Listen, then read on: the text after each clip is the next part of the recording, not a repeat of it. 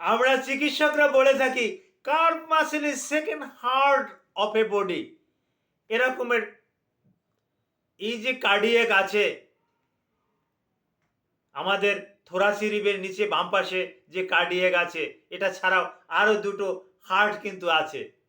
আমরা চিকিৎসকরা কিন্তু ওটাকেও কিন্তু অনকাঞ্চ অফ হার্ট বলে থাকি। এটা কার্ভ মাসেল, হাঁটুর নিচে, হাঁটুর নিচে যে বড় অংশের যে মাংসটা, হ্যাঁ, পিছনের দিকে, এটাকে আমরা কার্ভ মাসেল বলি।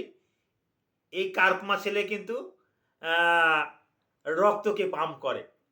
ওখানে যে রক্তটা আছে ওটাকে পাম্প করে কিন্তু উপরের দিকে উঠিয়ে দেয়, চাপের মাধ্যমে ওটা উপরের দিকে উঠিয়ে দেয়, যার পরিপ্রেক্ষিতে curve muscle is second second heart of A body, এটা আমরা বলে থাকি। কিন্তু এই কার্ভ মাসেলে বিভিন্ন কারণে ব্যথা হতে পারে। প্রচুর এরকমের রুগী আমি আমার চেম্বারে পেয়ে থাকি। এখন এর চিকিৎসাও আছে। সঠিক রোগটা শনাক্ত করার পর এর ভালো একটা চিকিৎসা আমরা দিয়ে থাকি। এ ব্যাপারে গুরুত্বপূর্ণ কিছু তথ্য আপনাদের মাঝে শেয়ার করব। আসসালামু আলাইকুম রহমতুল্লাহি ওয়া বারাকাতুহু। আমি ডাক্তার মীর শহীদুল ইসলাম। আমার চেম্বার শুভেচ্ছা 255, ঐতিহ্যবাহী শেখঘাট, সিলেট। যে কোনো একটা সার্চ ইঞ্জিনে গিয়ে ডাক্তার মীর শহীদুল ইসলাম কথাটি লিখে সার্চ দিলে আপনি আমার সম্পর্কে বিস্তারিত তথ্য পেয়ে যাবেন। জি দর্শক শ্রোতা, আলোচনা করব হাঁটুর নিচের যে মাসেল, যেটাকে আমরা কার্ভ মাসেল বলি বা সেকেন্ড হার্ট বলি, এটায় ব্যথার কারণ কি। ইদানিংকালে প্রচুর রুগী পাই এই ব্যথার কারণ নিয়ে কিন্তু আমাদের কাছে আসে। তো প্রধানত কতগুলো কারণ নিয়ে আলোচনা করব। এর আগে ব্যথাটা কেমন, হঠাৎ মাংসপেশির খিঁচুনি, ওখানের মাংসপেশির খিঁচুনি, মাংসপেশিতে প্রচণ্ড ব্যথা, কেউ একটু ম্যাসেজ করলে, একটু মালিশ টালিশ করলে একটু আরাম বোধ করে। আবার কারো কারো এতেও হয় না, কেউ কেউ নন স্টেরয়েড অ্যান্টি ইনফ্ল্যামেটরি ড্রাগ খায়। এই ইনিসাইড ড্রাগ খাওয়ার পরিপ্রেক্ষিতেও সাময়িক ভালো থাকে, পরবর্তীতে আবার ব্যথা যেই সেই হয়ে যায়। কারণ সঠিক কারণটাও ধরা যায় না, আর সঠিক রোগটাও নির্ণয় করা হচ্ছে না, যার পরিপ্রেক্ষিতে এই সমস্যা। কিন্তু সঠিক রোগটা যদি আমরা সঠিক সময় নির্ণয় করতে পারি এবং এর চিকিৎসা করতে পারি, তাহলে এটা সম্পূর্ণরূপে ভালো করা কিন্তু সম্ভব। এখন এই কার্ভ মাসেল, এখানে কি কি আছে? এখানে আর্টারি আছে, ভেইন আছে, নার্ভ আছে।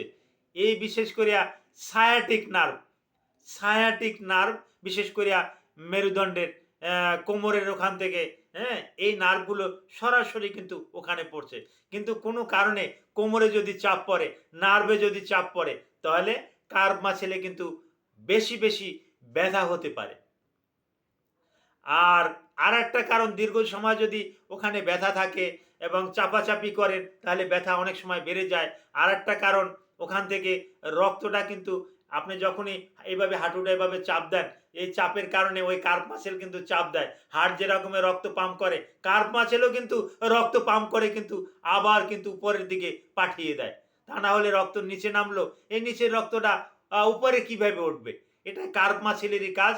কার্ভ মাসেল চাপ দিয়ে, প্রেসার দিয়ে এটাকে কিন্তু উপরের দিকে দেয়। কিন্তু যেটা দিয়ে উঠবে সেই আর্টারি, ভেইন, এগুলো যদি অকেজো থাকে, আস্তে আস্তে নিস্তেজ হয়ে যায়, তাহলে কিন্তু হয় না। তার ভিতরে একটা রোগ কিন্তু ভেরিকোজ ভেন। এই ভেরিকোজ ভেন যদি হয়, দেখবেন যে পায়ের রগগুলো, পায়ের ভেনগুলো ফুলে গেছে, আঁকাবাঁকা হয়ে গেছে, কালো হয়ে গেছে। তখন কিন্তু ওখানে কিন্তু পচনও ধরতে পারে, হ্যাঁ। এবং হাড় যে রকমের, শুনলে আশ্চর্য হয়ে যাবেন, হাড় যে রকমের, হ্যাঁ, অ্যাটাক হয়, আমরা বলি হার্ট অ্যাটাক। এই হাঁটুর এই মাসেলটাও, ওখানেও কিন্তু অ্যাটাক হয়। হার্টের যে রকমের অ্যাঞ্জিওগ্রাম করা হয়, কথাগুলো অত্যন্ত গুরুত্বপূর্ণ এবং বিজ্ঞানসম্মত।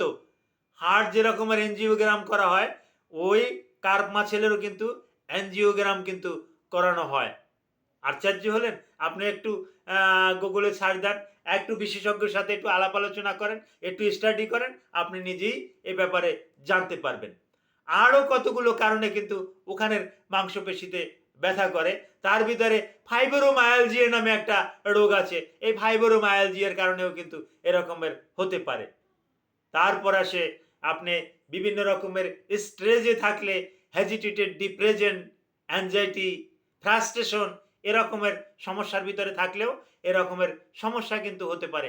আর একটা সমস্যা বেশি বেশি করে হয়ে থাকে, সেটা হলো ইলেকট্রোলাইট ইমব্যালেন্স। ইলেকট্রোলাইট ইমব্যালেন্সটা কি? যেমন পটাশিয়াম, পটাশিয়াম ক্লোরাইড, তারপর আসে সোডিয়াম ক্লোরাইড Na2, তারপর আসে CO2 কার্বন ডাই অক্সাইড। এই এই যে ইলেকট্রোলাইটের ভিতরে যে সমস্ত গুরুত্বপূর্ণ উপাদান, হ্যাঁ, sodium chloride, potassium chloride, carbon ডাই অক্সাইড, এগুলোর যদি ইমব্যালেন্স ঘটে থাকে, এগুলোর যদি তারতম্য ঘটে থাকে, তাহলেও কিন্তু ওই মাংসপেশির স্পাজম আমরা লক্ষ্য করি এবং ওখান থেকে একটা খিঁচুনির আবির্ভাব কিন্তু আমরা প্রায় সময় আমাদের চেম্বারে পেয়ে থাকি। তো এগুলোর সঠিক কারণটা নির্ণয় করে এর সঠিক চিকিৎসাটা দেওয়া কিন্তু সম্পূর্ণরূপে সম্ভব এবং রোগীরাও ভালো হয়ে যায়। Thank you all.